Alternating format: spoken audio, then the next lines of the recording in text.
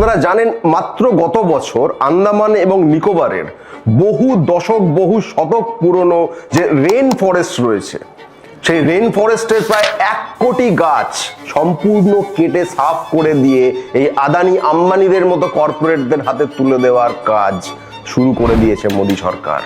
এবং এরও আগে আমরা একাধিকবার দেখেছি, কার্যত 2014 সালে এই সরকার আসার পরেই প্রথম যে কাজটা করে ভারতবর্ষের এনভায়রনমেন্টকে প্রোটেক্ট করা, তার জন্য যে এনভায়রনমেন্ট প্রোটেকশন অ্যাক্ট রয়েছে সেটাকে লঘু করে দেওয়া। This was their first step, যাতে সম্পূর্ণভাবে পরিবেশ ধ্বংস করে মুনাফা লোটার জন্য আদানি আম্বানিদের কোনো কষ্ট পেতে না হয়।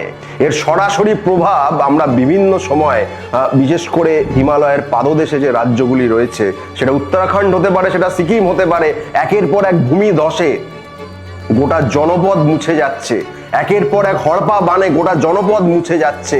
ক্লাইমেট চেঞ্জ, গ্লোবাল ওয়ার্মিং, সরাসরি দূষণের প্রভাব দিল্লিতে কি হয়েছে আমরা দেখতে পাচ্ছি। লখনৌয়ের মতো শহরে ম্যাচ বাতিল হয়ে যাচ্ছে, কিন্তু এদের কোনো ভ্রুক্ষেপ নেই।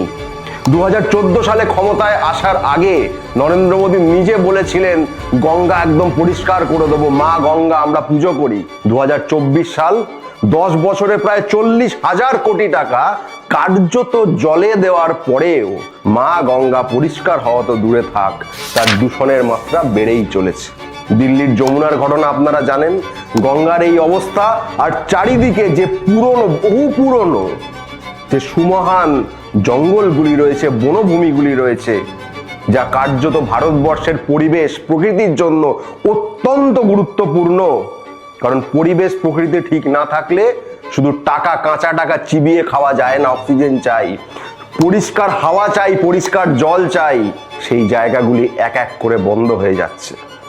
পরিবেশ সম্পূর্ণরূপে ধ্বংস করে দেওয়ার এই চক্রান্ত মোদী সরকার একের পর এক করছে, আর আপনাকে আমাকে ব্যস্ত রাখার চেষ্টা করছে। কখনো হিন্দু, কখনো মুসলমান, কখনো সিএ, কখনো এনআরসি, কখনো এসআইআর এর নামে আমরা ব্যস্ত থাকছি। আর তার আড়ালে আসলে যেটা করা হচ্ছে, ভারতবর্ষের ভূ সম্পদ, জল, জমি, জঙ্গলকে তুলে দেওয়া হচ্ছে আদানি আম্বানিদের হাতে।